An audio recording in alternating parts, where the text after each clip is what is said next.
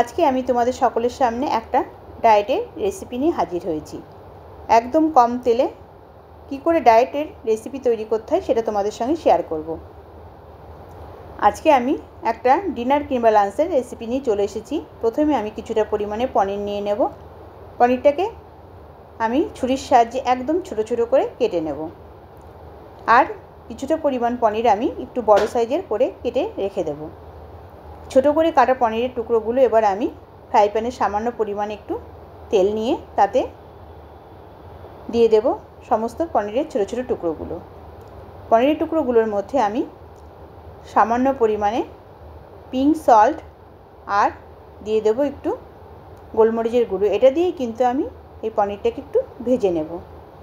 খুব বেশি ভাজবো না, জাস্ট এপিট ওপিট করে নেওয়ার পরে আমি পনিরের টুকরোগুলোকে ফ্রাই প্যানের এক সাইডে সরিয়ে রেখে দেব। আর যে সাইডে একটু তেল আছে সেই সাইডে আমি যে 4 টুকরো বড় পনির রেখে দিয়েছিলাম সেটাকে আমি দিয়ে দেব।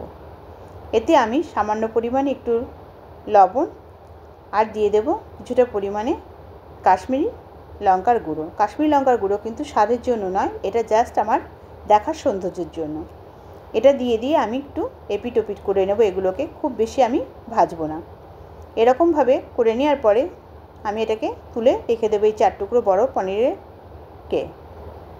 এরপরে আমি ওই ফ্রাই প্যানের মধ্যেই যে পনিরগুলো আছে সেই পনিরগুলোকে আমি একটু নাড়াচাড়া করে এবার আমি তুলে নেব। নাড়াচাড়া করা হয়ে গেছে, এবার আমি তুলে নিচ্ছি। তুলে নিয়ে সমস্ত তেলটা ঝরিয়ে তুলে নেব এবং যে অবশিষ্ট তেল থাকবে সেই তেলেই কিন্তু আমি সমস্ত রেসিপিটা করব। আর কিন্তু কোনো তেল, বাটার, ঘি আমি ব্যবহার করব না। এরপরে আমি একটা গাজর একদম মিহি করে কেটে নিয়েছিলাম, কিছুটা পরিমাণে ক্যাপসিকাম আর বিনস একসঙ্গে কেটে রেখেছি, আর একটা বড় পেঁয়াজ তাও একদম সরু করে কেটে নিয়ে ভালো করে নাড়াচাড়া করে নেব। তোমরা চাইলে এর মধ্যে কিন্তু আরও অনেক রকম সবজি দিতে পারো, ফুলকপি, বাঁধাকপি, ব্রোকলি, যা কিছু সবজি দেবে সবই কিন্তু এর মধ্যে যাবে। যেহেতু ডায়েটে সব রকম সবজি দিলেই বেশি ভালো হয়। এরপরে আমি এতে স্বাদ অনুযায়ী লবণ দিয়ে ভালো করে নাড়াচাড়া করে নেব। এর থেকে জলটা বেরিয়ে গেলে পরে যখনই একটু নরম হয়ে আসবে তখন আমি কিন্তু এর মধ্যে আগে থেকে সেদ্ধ করে রাখা কেনোয়াটাকে আমি দিয়ে দেব। কেনোয়াটা ভাতের মতনই সেদ্ধ করতে হয় এবং কিন্তু কিছু সময় নিয়ে সেদ্ধ করতে হয়। করে জল ঝরিয়ে নিলেই কিন্তু এরকম ঝরঝরে কেনোয়া তৈরি হয়ে যাবে। এরপরে আমি কেনোয়ার মধ্যে দিয়ে দেব স্বাদ অনুযায়ী লবণ, কিছুটা গোলমরিচের গুঁড়ো আর দুটো কাঁচা পাকা লঙ্কা এরকম ছোট করে কেটে নিয়েছি। নিয়ে এবার যে পনিরগুলো আমি ভিজে রেখেছিলাম সেই পনিরগুলো দিয়ে দেব।